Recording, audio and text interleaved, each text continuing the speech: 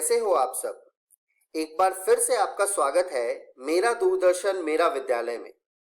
आशा करता हूँ आपको जो ये घर पर विद्यालय का अनुभव मिल रहा है उसे आप बहुत एंजॉय कर रहे होंगे और एंजॉयमेंट के साथ आपकी पढ़ाई भी हो रही होगी। आप सभी ने अपना कॉपी और कलम तो ले ही लिया होगा, तो इस कक्षा में भी अगर आपके मन में आज के विषय को लेकर कोई भी सवाल या फिर जिज्ञासा आए तो नोट कर लीजिएगा। आइए देखते हैं आज के एपिसोड में हम क्या क्या पढ़ने वाले हैं। आज के एपिसोड में हम कक्षा 9 के गणित का पाठ संख्या पद्धति के बारे में पढ़ेंगे और उसके बाद हम सामाजिक विज्ञान के इतिहास के फ्रांसीसी क्रांति के बारे में जानेंगे। कक्षा 9वीं की पढ़ाई होने के बाद हम एक कहानी देखेंगे जिसका शीर्षक है हंसना जरूरी है, द हाहा कंपनी, और देखेंगे कि क्या है यह द हाहा कंपनी। बच्चों, मैं बता दूं कि ये कहानी बहुत ही प्रेरक है और बहुत मजेदार है। आप सभी को देखने में बहुत मजा आएगा। उसके बाद हम एक और प्रेरक कहानी देखेंगे, हेल्थ केयर। इस कहानी के बाद हम कक्षा 10 की पढ़ाई शुरू करेंगे और उसमें हम सबसे पहले विज्ञान के पाठ रासायनिक अभिक्रियाएं एवं समीकरण के बारे में पढ़ेंगे और सबसे आखिरी में हम सामाजिक विज्ञान में बिहार की कृषि के बारे में जानेंगे। तो चलिए शुरू करते हैं आज के एपिसोड को।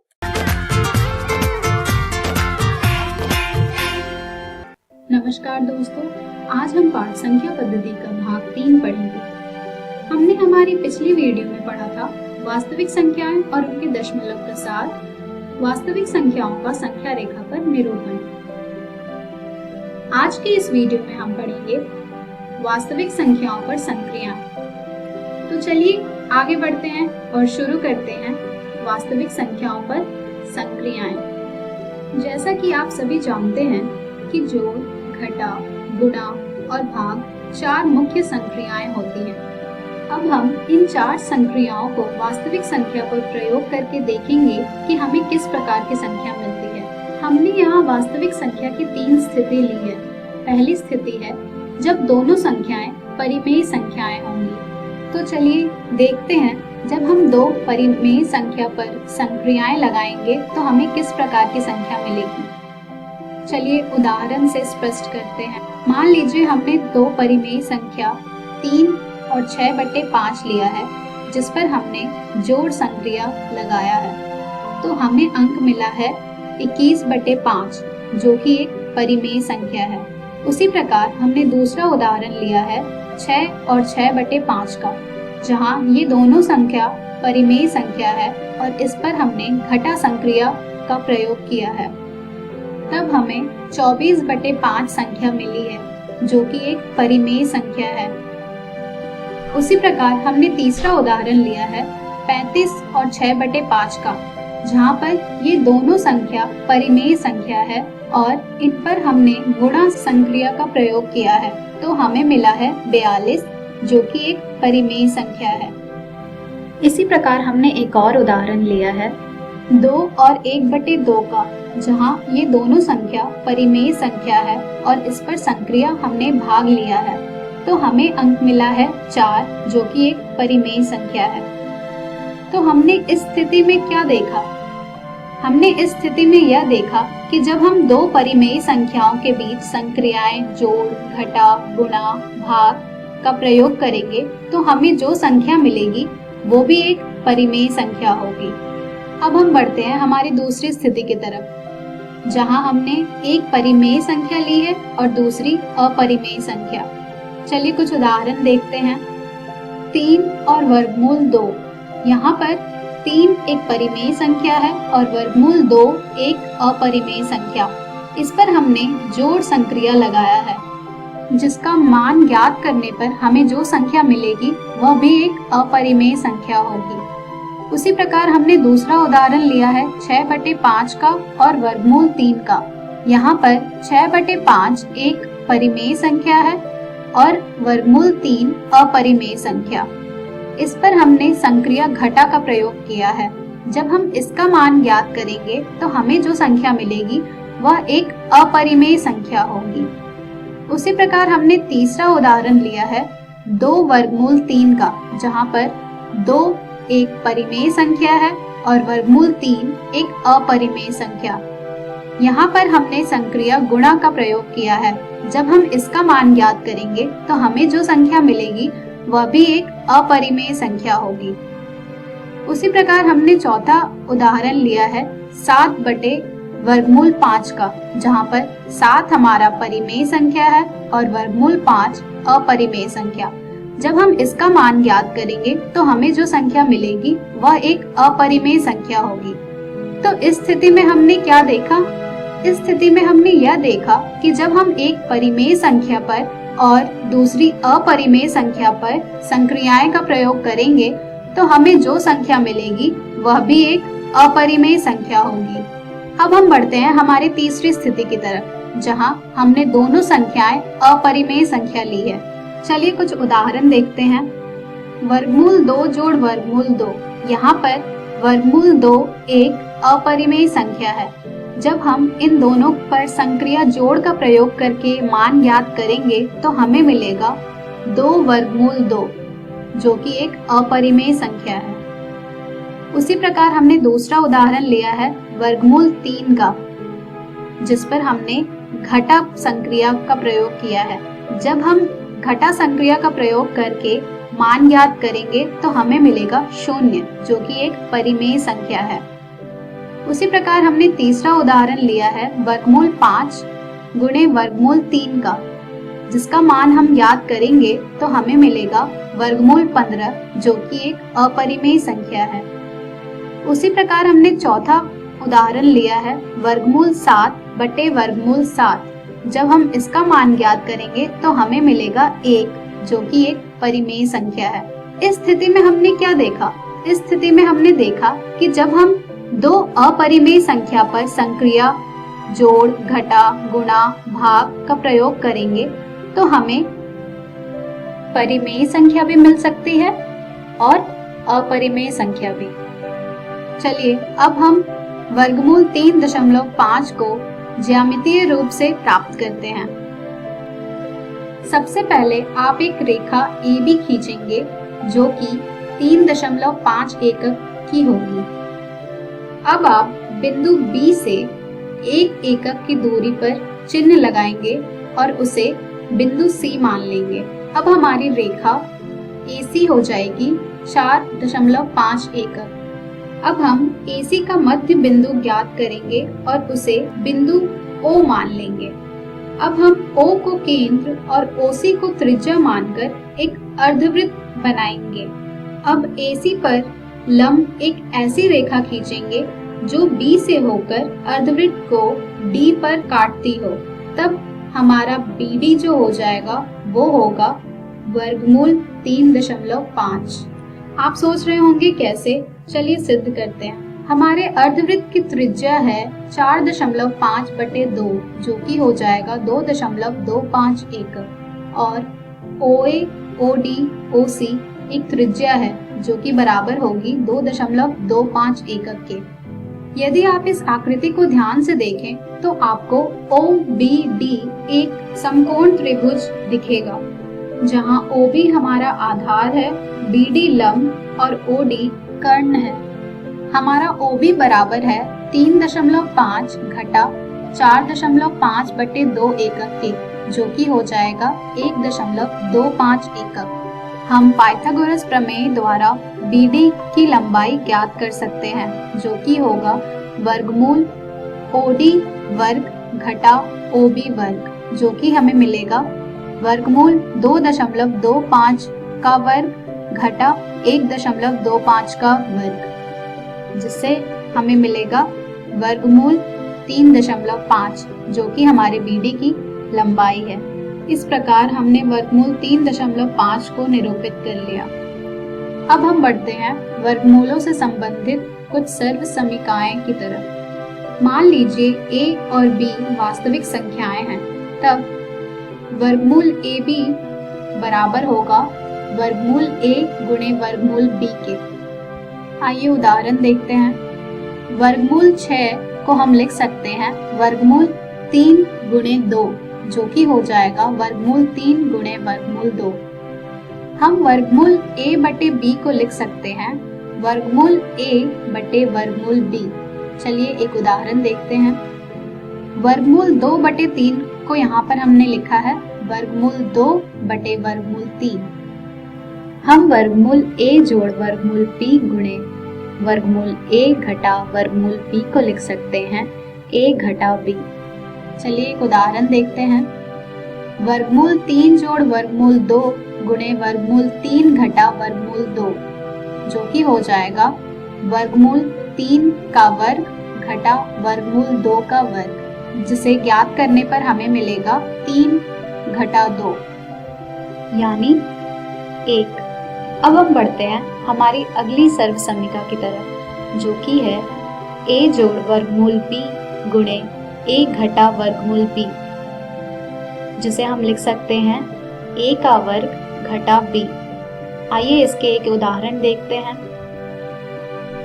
2 जोड़ वर्गमूल 3 गुणे 2 घटा वर्गमूल 3, जिसे हम लिख सकते हैं 2 का वर्ग घटा 3 यानी 4 घटा 3, जो कि होगा 1।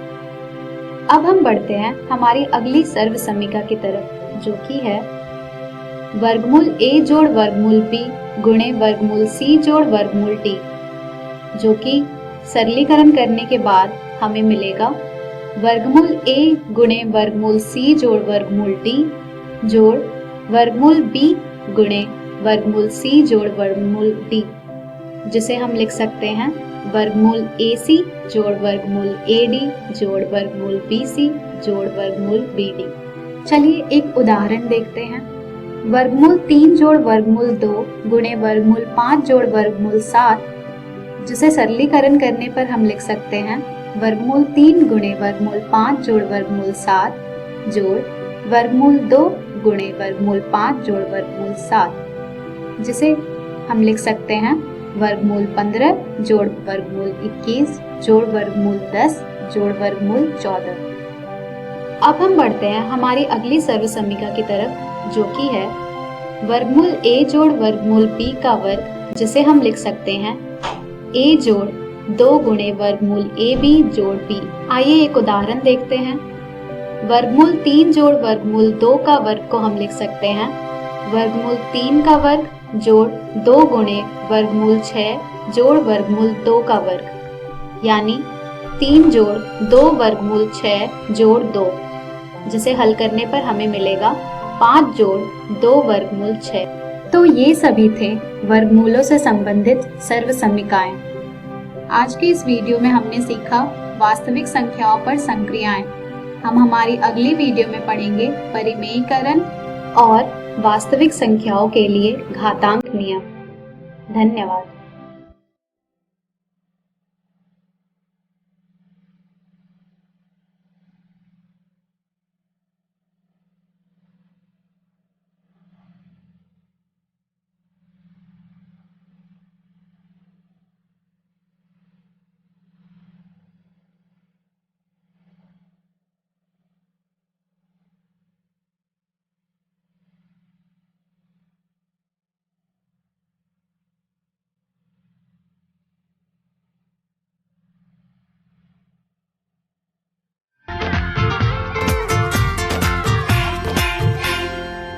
हेलो दोस्तों, ये है इतिहास के पाठ 3 फ्रांस की क्रांति का दूसरा भाग। इस वीडियो में हम जानेंगे कि फ्रांसीसी क्रांति के सैनिक, धार्मिक, बौद्धिक और विदेशी कारण क्या थे। जैसा कि आपको याद होगा, इस पाठ के पिछले वीडियो में हम क्रांति के राजनैतिक, आर्थिक और सामाजिक कारणों के बारे में पढ़ चुके हैं। तो चलिए शुरू करते हैं और जानते हैं इस क्रांति के सैनिक कारण। दोस्तों, जैसा कि हमने पिछले वीडियो में पढ़ा था कि राज्य के पदों की नियुक्ति में असमानता थी, उसी तरह सेना के पदों की नियुक्ति में भी असमानता थी। सेना में निचले पदों पर किसानों को रखा जाता था और इनका शोषण किया जाता था। इन्हें कम वेतन, कठोर अनुशासन और खराब भोजन आदि दिया जाता था। और वहीं दूसरी ओर ऊंचे पद कुलीन वर्ग के लिए सुरक्षित किए जाते थे। अपनी खराब आर्थिक और सामाजिक स्थिति के चलते फ्रांस की सेना ने आगे चलकर क्रांतिकारियों का साथ दिया, राजा का नहीं। चलिए अब देखते हैं फ्रांसीसी क्रांति के धार्मिक कार्य। दोस्तों, फ्रांस में इस समय भाषण, लेखन, विचारों की अभिव्यक्ति के साथ साथ धार्मिक स्वतंत्रता का भी अभाव था। यहाँ का राज धर्म था कैथोलिक धर्म और दूसरा धर्म प्रोटेस्टेंट धर्म को मानने वाले लोगों को कठोर सजा दी जाती थी। कैथोलिक और प्रोटेस्टेंट धर्म ईसाई धर्म की दो अलग शाखाएं हैं। हमने इन दो शाखाओं के बारे में अमेरिकी स्वतंत्रता संग्राम के पाठ में भी कुछ जाना था। इस धार्मिक स्वतंत्रता के अभाव के साथ साथ यहाँ पर व्यक्तिगत स्वतंत्रता भी नहीं थी। इस काल में एक आश्चर्यचकित करने वाला कानून था, जिसके अनुसार राजा या उसका कोई भी आदमी किसी भी व्यक्ति को गिरफ्तार कर सकता था। इस बिना अभियोग की गिरफ्तारी के वारंट को लेटर्स द कैचेट कहा जाता था। दोस्तों, ये तो हुए धार्मिक और व्यक्तिगत कारण। चलिए अब देखते हैं इस क्रांति के बौद्धिक कारण क्या थे। दोस्तों, फ्रांसीसी क्रांति को मध्यवर्गीय क्रांति भी कहा जाता है। ऐसा इसलिए क्योंकि इस क्रांति में मध्यम वर्ग के लोगों की अहम भूमिका रही थी। इस मध्यम वर्ग में शिक्षित वर्ग भी आता था। शिक्षित वर्ग के लोगों ने राजनीतिक, सामाजिक, आर्थिक और धार्मिक दोषों का पर्दाफाश किया और लोगों को राजतंत्र के प्रति जागरूक किया। दोस्तों, फ्रांसीसी क्रांति से कुछ ऐसे बुद्धिजीवी निकले जिनके विचार आगे चलकर बहुत ही ज्यादा प्रमाणित भी हुए। चलिए ऐसे ही बुद्धिजीवियों के बारे में कुछ जानते हैं। सबसे पहले हम बात करेंगे मॉन्टेस्क्यू की। मॉन्टेस्क्यू ने एक पुस्तक लिखी जिसका नाम था विधि की आत्मा। दोस्तों, इस पुस्तक को अंग्रेजी में कहते हैं द स्पिरिट ऑफ लॉज। इस पुस्तक में मॉन्टेस्क्यू ने सरकार के 3 अंगों कार्यपालिका, विधायकी और न्यायपालिका के बारे में बात की। इसी के साथ साथ इस पुस्तक में उन्होंने शक्ति पृथक्करण का सिद्धांत भी रचा। चलिए अब हम बात करते हैं वोल्टेयर की। वोल्टेयर ने चर्च, समाज और राजतंत्र के दोषों का पर्दाफाश किया।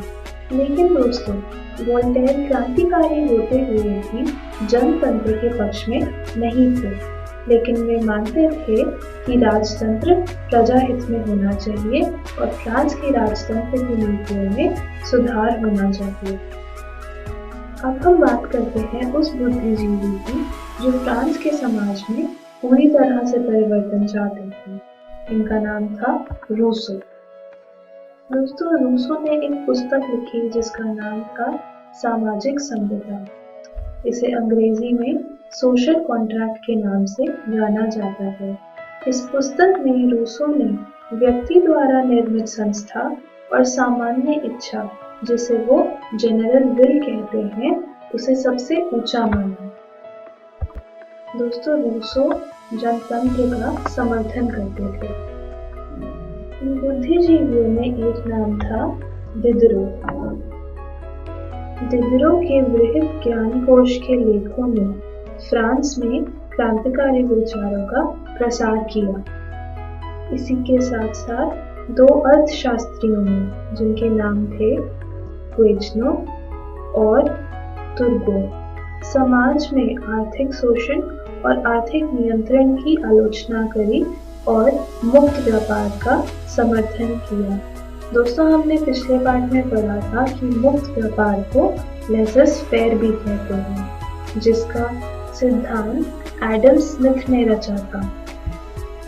ये तो हुए बौद्धिक कारण। चलिए अब देखते हैं फ्रांसीसी क्रांति के विदेशी कारण क्या थे?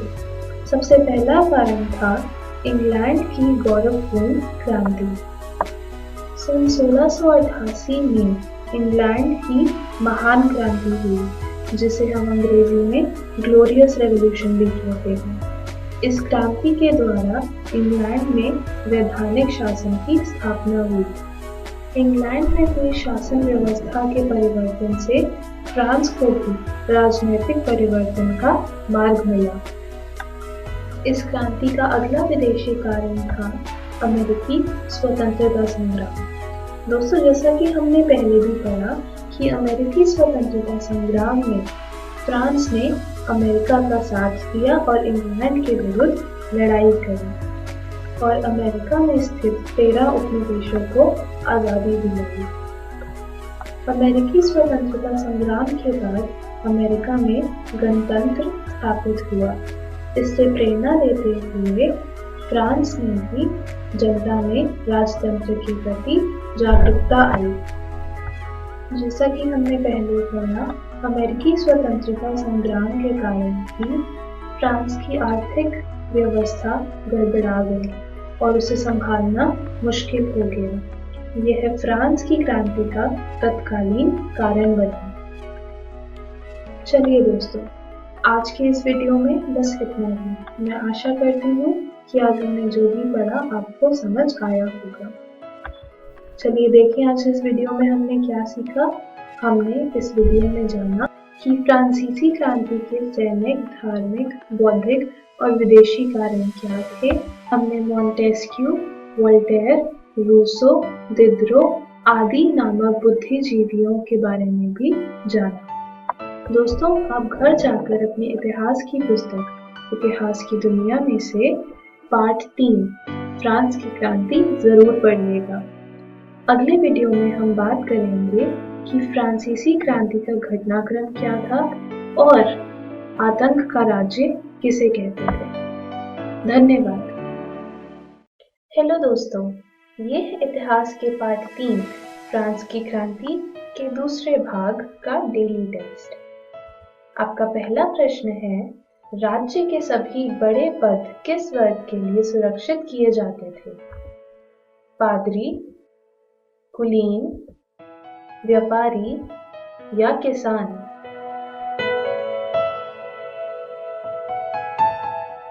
आपका अगला प्रश्न है, फ्रांस में कौन सा धर्म राजधर्म था? हिंदू, कैथोलिक, प्यूरिटन या इनमें से कोई भी नहीं? आपका अगला प्रश्न है, इस बुद्धिजीवी ने पुस्तक लिखी जिसका नाम था विधि की आत्मा? मॉन्टेस्क्यू, वोल्टेयर, रूसो या एडम स्मिथ?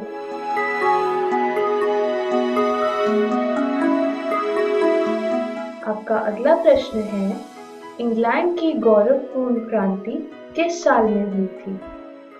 1688, 1698, 1699 या 1700? आपका आखिरी प्रश्न है, किस कानून के अंतर्गत फ्रांस का राजा या उसके आदमी किसी को भी गिरफ्तार कर सकते थे? Stamp act, letters the Cachet, तिथे या इनमें से कोई भी नहीं?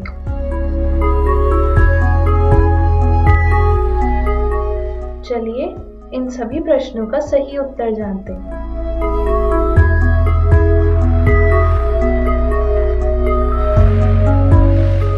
धन्यवाद।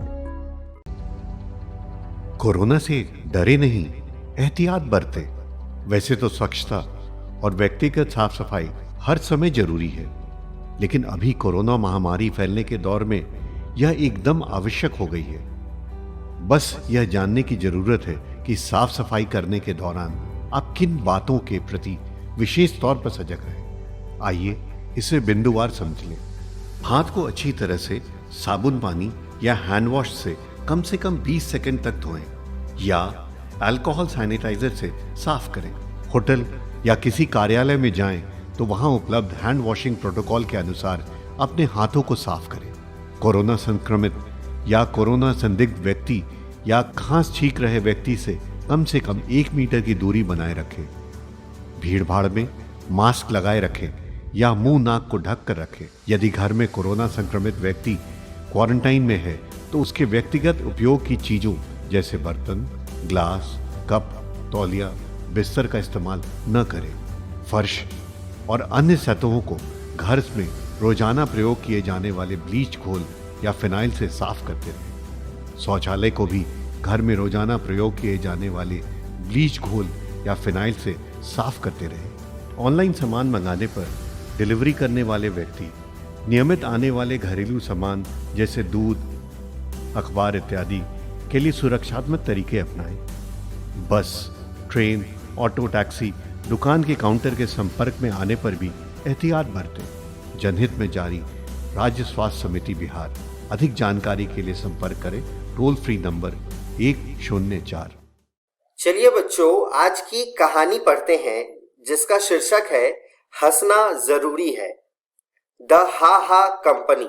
और देखते हैं कि क्या है यह द हा हा कंपनी।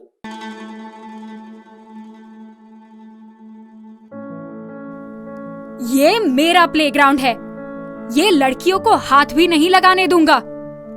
ये तुम्हारा या मेरा नहीं है, ये हम सबका प्लेग्राउंड है और मैं इसे सबके खेलने के लायक बनाऊंगी। मिल गया टायर, इससे स्विंग बना सकते हैं। हाँ, हाँ, वूहू, कितना मजा आ रहा है। चलो और कुछ भी बनाते हैं ये स्क्रैप से, जैसे कि बैठने के लिए चेयर। वाह, क्या बनी है ये चेयर। अब कल और भी अच्छा बनाते हैं कूड़े से। अरे सुनो बच्चों, ये चेयर तो बहुत स्टर्डी है। और है क्या?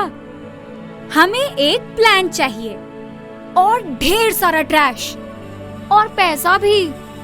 नहीं शी, ये क्या बकवास कूड़े का फर्नीचर है। ये कूड़े का फर्नीचर नहीं, इसे बोलते हैं सस्टेनेबल फर्नीचर। सुनो टानी, एक स्कूल को बहुत अच्छा लगा आपका सस्टेनेबल फर्नीचर। उनको और भी चाहिए और पे भी करेंगे।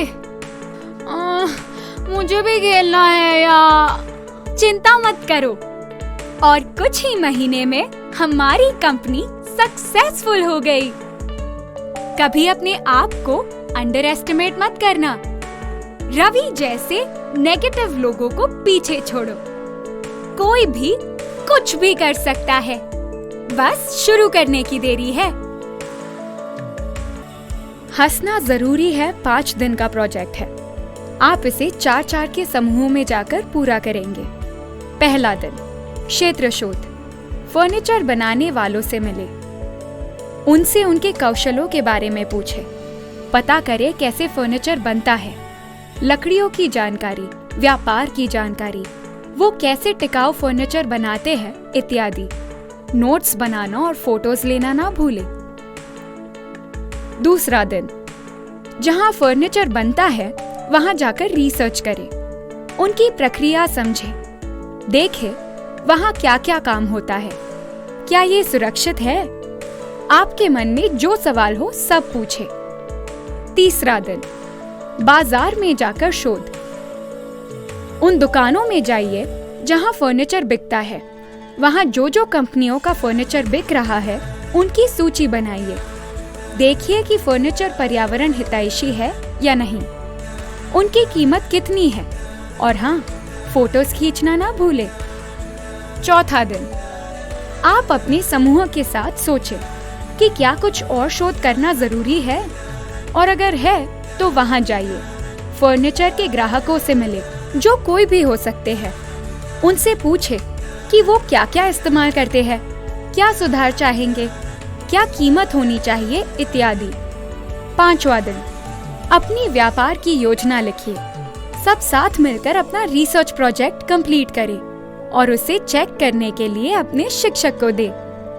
ये करने के बाद दूसरी कहानी देखिए, पढ़िए और सीखिए क्योंकि युवा उद्यमी कभी रुकते नहीं हैं। आज की अगली कहानी पे चलते हैं, जिसका शीर्षक है हेल्थ केयर। मैं फ्यूचर में क्या करूंगी?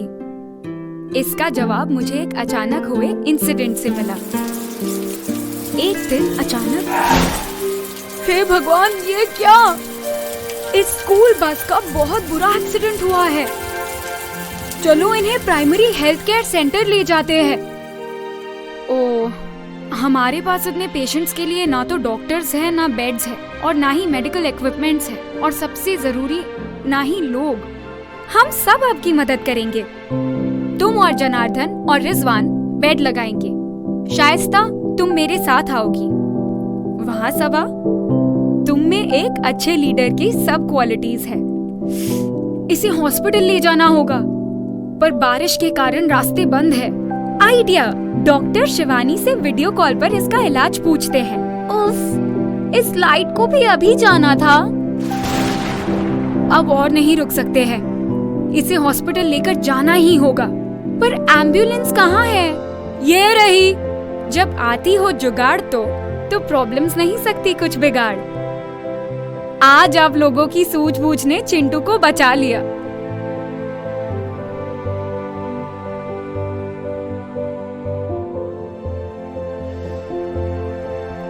एंट्री लेवल एक्टिविटी 5 दिन का प्रोजेक्ट है। आप इसे 4-4 के समूह में जाकर पूरा करेंगे। पहला दिन, क्षेत्र शोध। हेल्थ केयर में काम करने वाले लोगों से मिले, नर्स, वार्ड बॉय आदि। उनसे उनके कौशलों के बारे में पूछे, उनकी दिनचर्या के बारे में जाने। नोट्स बनाना और फोटो लेना ना भूलें। दूसरा दिन, हेल्थ केयर सेंटर्स में जाकर रिसर्च। वहां जाकर उनका काम देखें, सबसे बात करें, जो मन में सवाल है वो पूछें। वहां के मरीजों से बात करें, पूछे कि क्या सुधार किया जा सकता है। तीसरा दिन, उन केंद्रों में जाए जहां इसके लिए प्रशिक्षण मिलता है। वहां के शिक्षकों और विद्यार्थियों से बात करें, कोर्सेज के बारे में पता करें। देखिए वहां का शुल्क कितना है, क्या छात्रवृत्ति मिलती है, इंटर्नशिप की जानकारी आदि। चौथा दिन, अपनी व्यापार की योजना लिखिए। सब साथ मिलकर अपना रिसर्च प्रोजेक्ट कंप्लीट करें और उसे चेक करने के लिए अपने शिक्षक को दें। ये करने के बाद दूसरी कहानी देखिए, पढ़िए और सीखिए, क्योंकि युवा उद्यमी कभी रुकते नहीं हैं।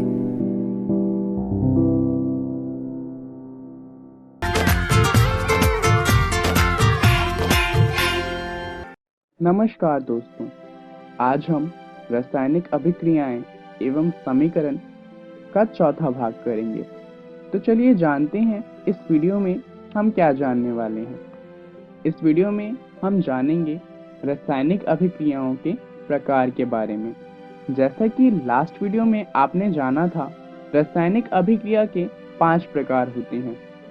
पहला प्रकार होता है संयोजन, दूसरा होता है वियोजन यानी कि अपघटन, तीसरा होता है विस्थापन, चौथा विस्थापन और पांचवा होता है अपचयन एवं उपचयन।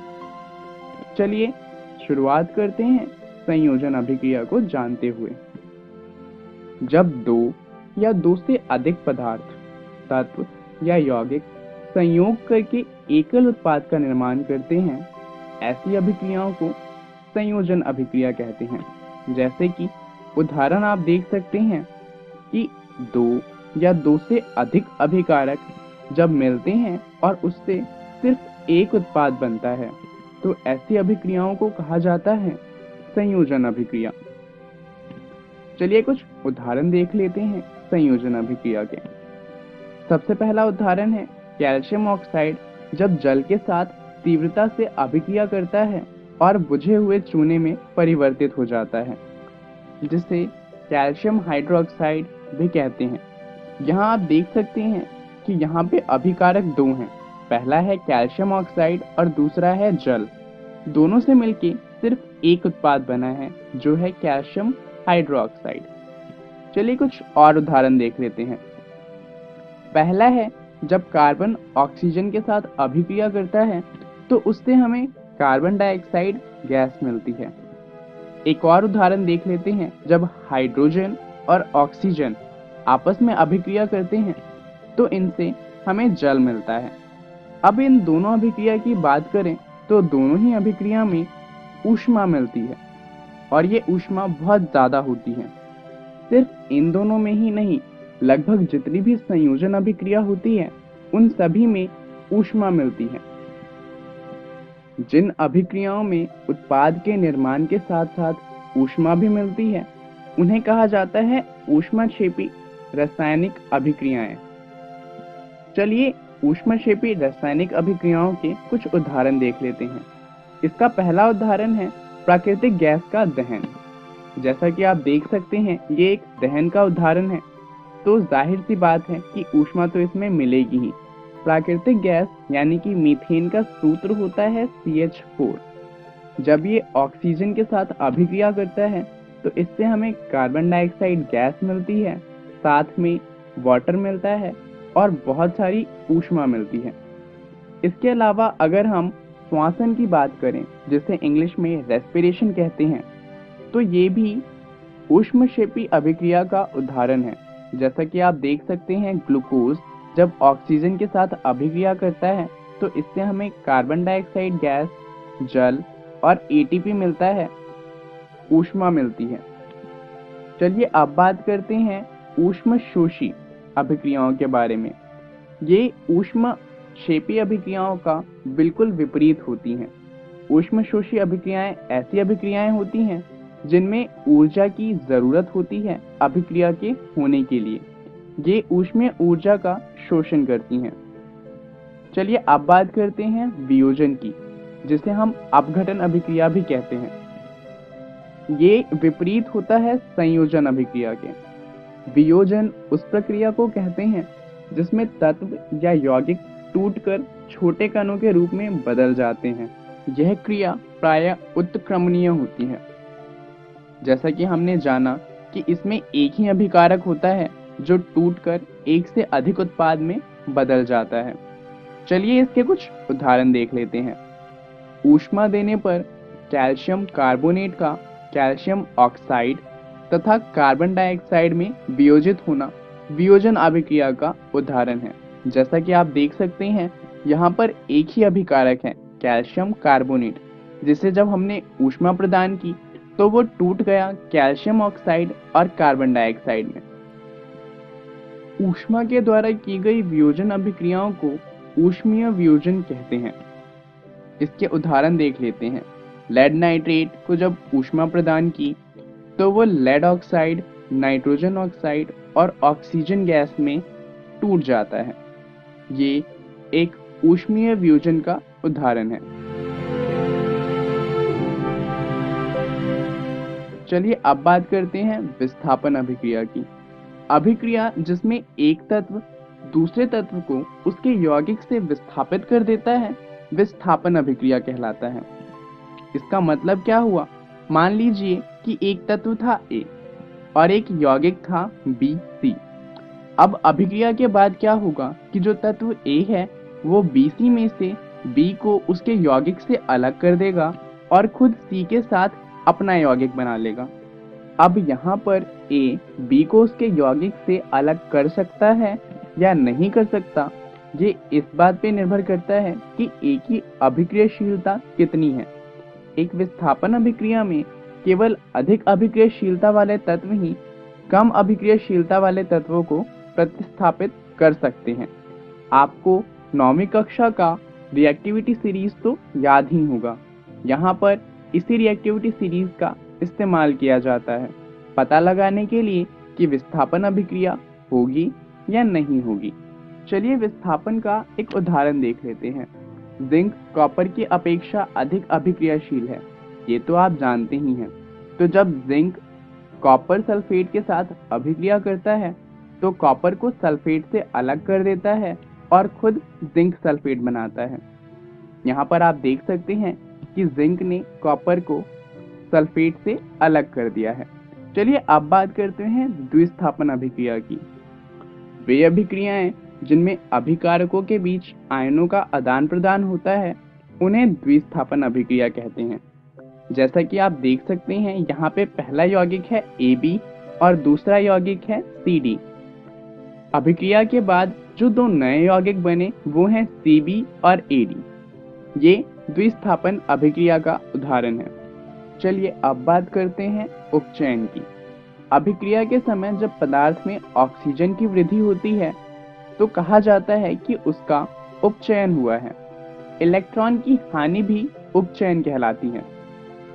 चलिए उपचयन का एक उदाहरण देख लेते हैं।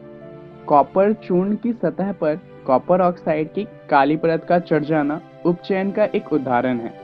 यहाँ पर कॉपर ऑक्साइड कॉपर में ऑक्सीजन के योग से बना है। जैसा कि आप देख सकते हैं, कॉपर जब ऑक्सीजन के साथ अभिक्रिया करता है तो कॉपर ऑक्साइड में परिवर्तित हो जाता है। चलिए अब अपचयन की बात करते हैं। ये उपचयन का उल्टा होता है। जब अभिक्रिया में किसी पदार्थ में ऑक्सीजन का ह्रास होता है तो कहा जाता है कि उसका अपचयन हुआ है, और इलेक्ट्रॉन की वृद्धि भी कहलाती है कि अपचयन हुआ है। चलिए अपचयन का एक उदाहरण देख लेते हैं। जब गर्म कॉपर ऑक्साइड के ऊपर हाइड्रोजन गैस प्रवाहित की जाती है तो वो काले रंग के कॉपर से भूरे रंग के कॉपर में परिवर्तित हो जाता है। ये अपचयन का एक उदाहरण है। तो चलिए जानते हैं कि इस वीडियो में हमने क्या क्या सीखा। हमने रासायनिक अभिक्रियाओं के प्रकार के बारे में जाना। चलिए देखते हैं कि अगली वीडियो में हम क्या जानने वाले हैं। इसके बाद जो वीडियो आएगी उसमें हम रेडॉक्स अभिक्रिया के बारे में जानेंगे। धन्यवाद।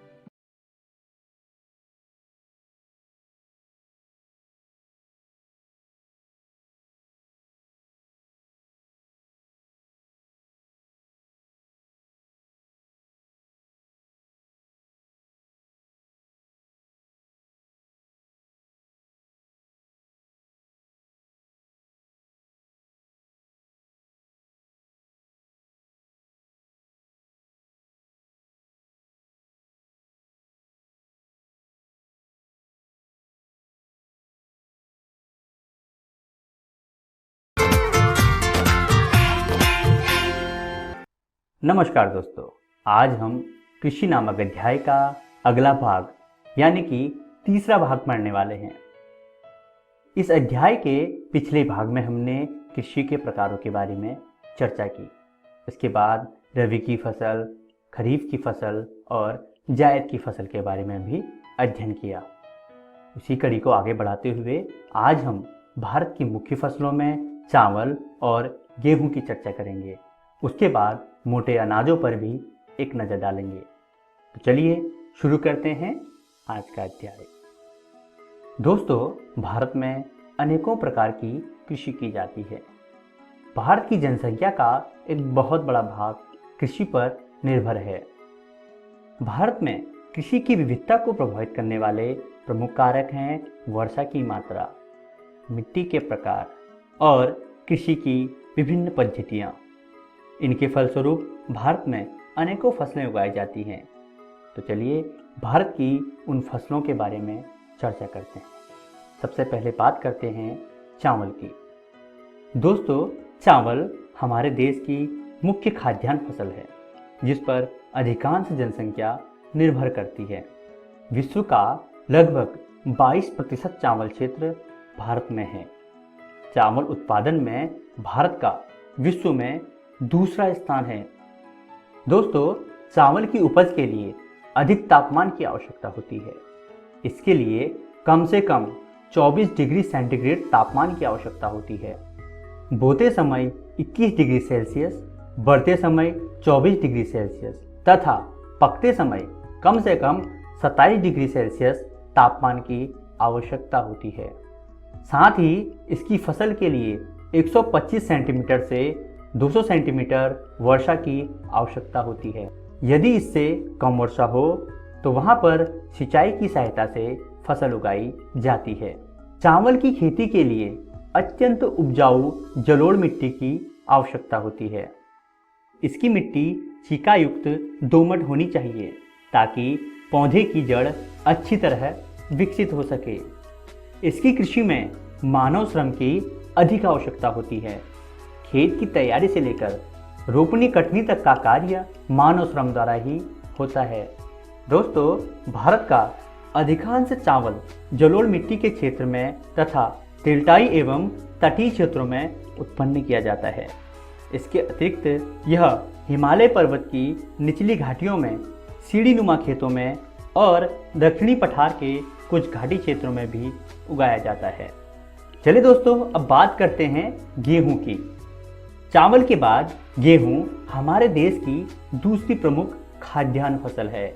हमारा देश गेहूं उत्पादन में विश्व का दूसरा बड़ा देश है। यहाँ विश्व का करीब 10% गेहूं उगाया जाता है। यह जाड़े की ऋतु में उगाया जाता है।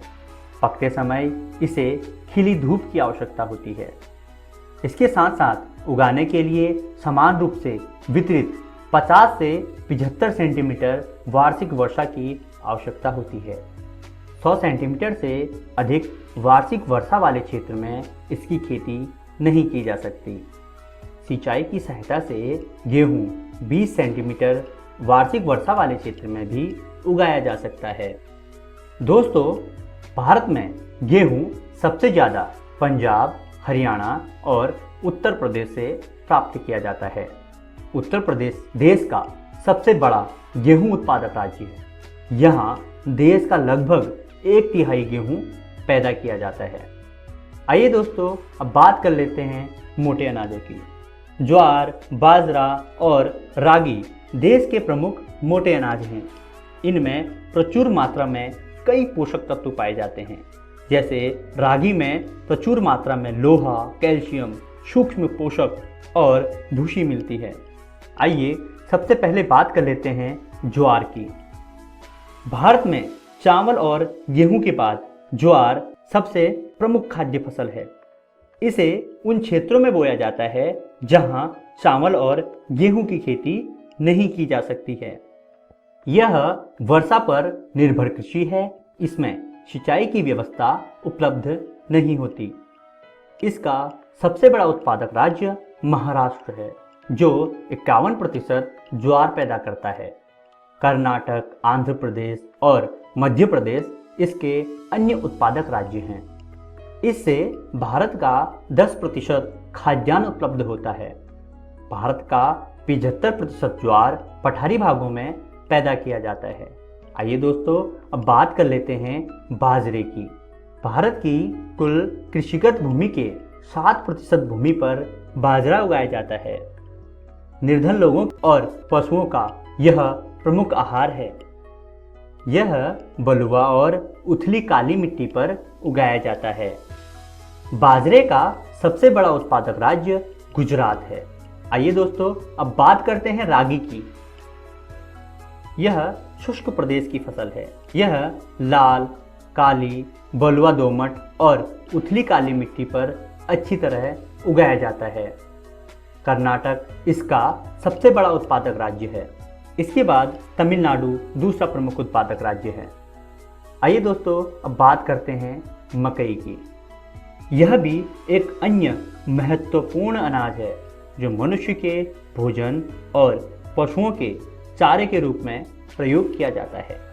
इसमें ग्लूकोज तथा मंड होता है। यह एक खरीफ फसल है। इसे 21 से 27 डिग्री तापमान तथा 75 सेंटीमीटर वर्षा की आवश्यकता होती है।